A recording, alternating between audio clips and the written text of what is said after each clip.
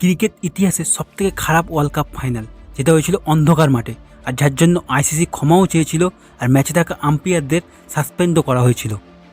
হ্যাঁ, 2007-এ Australia versus Sri Lanka world cup final, যেটা খেলা হয়েছিল ক্যাসিংটন ওভাল মাঠে।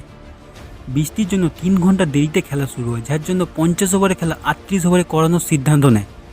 অস্ট্রেলিয়ার ব্যাটিং দিনের বেলায় হয়, অস্ট্রেলিয়ার ব্যাটাররা খুবই সুন্দর ব্যাটিং করে, এবং অ্যাডাম গিলক্রিস্টের ওই অসাধারণ ইনিংস তো পুরো দুনিয়া দেখেছে।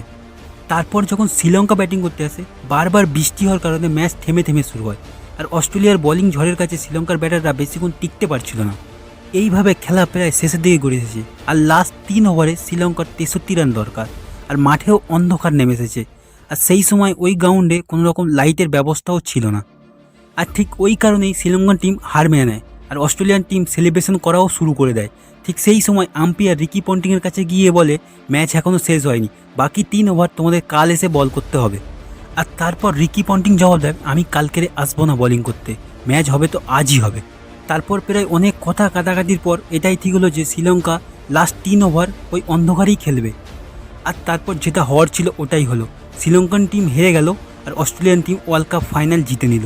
এই যে পুরো ড্রামাটা হয়েছিল, এর মধ্যে পুরো দোষ ছিল ম্যাচ অফিসিয়াল এবং আম্পায়ারদের। আর এই কারণে 2007-এর টি-20 ওয়ার্ল্ড কাপে এদেরকে পুরোপুরি ব্যান করা হয়েছিল। আর ভিডিওটা কেমন হলো অবশ্যই কমেন্ট বক্সে জানাবেন। আর এইরকম ভিডিও আরও পেতে হলে আমার চ্যানেলটিকে সাবস্ক্রাইব করে রাখুন। Thanks for watching.